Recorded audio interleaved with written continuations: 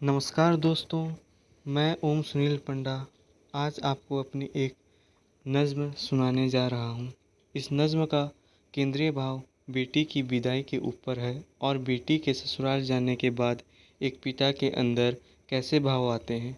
तो इस नज़्म को सुनिए और पिता और बेटी के मध्य प्रेम के भाव का एहसास कीजिए। तो नज़्म इस प्रकार है। शक्कर बिखेर दो ज़मीं पर चींटियाँ आती है। शक्कर बिखेर दो ज़मीं पर चींटियाँ आती है। बाप की आंखें नम हो तो बेटियाँ आती है। शक्कर बिखेर दो ज़मीं पर चींटियाँ आती है। बाप की आंखें नम हो तो बेटियाँ आती है। तेरी रुखसती पर मैं तो जी भर के रो न सका। तेरी याद जब भी मेरे दामन भिगोए, मेरे हाथों में तेरी नन्ही चूड़ियाँ आती है।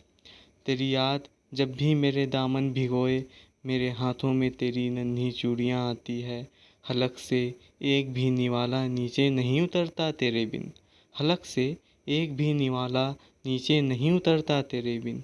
हिस्से में मेरे सिर्फ गोटियाँ आती है। हिस्से में मेरे सिर्फ गोटियाँ आती है। तकलीफ़ें होंगी तुझे तो बेशक मुझे बता देना। तकलीफ़ें होंगी तुझे तो बेशक मुझे बता देना। कांधे में मेरे अब भी बोरियां आती है।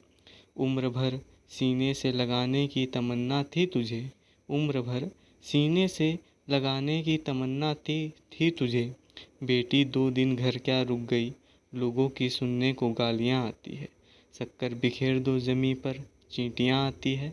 बाप की आंखें नम हो तो बेटियां आती है। आपको मेरी ये नज़्म पसंद आई तो आप इसे अपने अन्य मित्रों को भी फॉरवर्ड करें और अपनी प्रतिक्रिया मुझ तक ज़रूर भेजें।